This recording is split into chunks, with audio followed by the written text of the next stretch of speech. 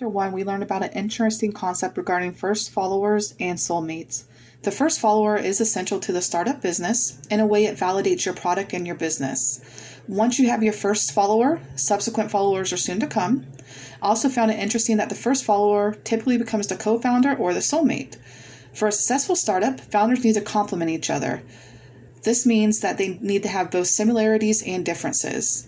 In Chapter 1, it also asks us to come up with a mantra for a business that we're interested in starting. So for the crafting business, for myself, I think my mantra would have to be crafting smiles and memories.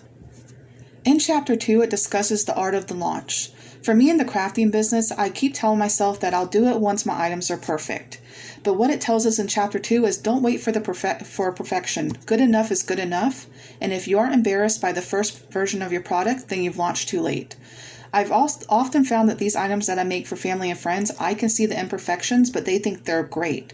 So I feel like I'm my own worst critic and that I shouldn't pause anymore and go ahead and launch my Etsy account. In Chapter 3, I found the concepts of Get a Morpheus and a Devil's Advocate very interesting. I can certainly see the benefit in both. With the Morpheus, they are there to kind of counterbalance the CEO and identify goods and bads. It is important to understand what could and will go wrong so you can try to get in front of it and adjust how you're operating. It is also good to have a devil's advocate on the front line so you know exactly how your employees are feeling and what they're going through.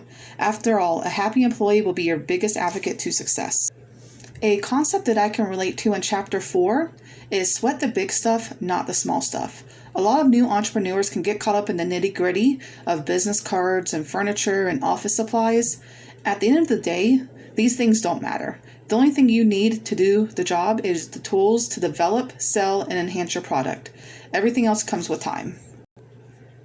In Chapter 5, what I didn't consider is the unspoken message that the investors hear when you're making a presentation. What most entrepreneurs feel that they need to do is say, hey, I have no competition. But what the investors really hear is, okay, there's no market for the product that you're trying to launch. Another helpful tip in Chapter 5 is tell them what you can and can't do compared to your competition, because this is going to give you more credibility in the long run. When delivering a presentation, especially something that I'm very passionate about, I have always managed to go overboard with my points, graphics, and basically information overload because I'm hoping that my passion will go to the audience and they will share in my passion. Just remember the 10-20-30 rule. Especially when you're presenting in front of investors, you're only trying to give them enough information to pique their interest to get you into a second meeting. They're here to invest in your product. They may not be necessarily passionate about it like you are. In Chapter 7, the main thing that stood out for me, especially in my current position, is you want smart people, not necessarily degree people. People, especially hiring managers, get caught up in the black and white and the minimum qualifications or requirements, and sometimes they overlook the best person for the job.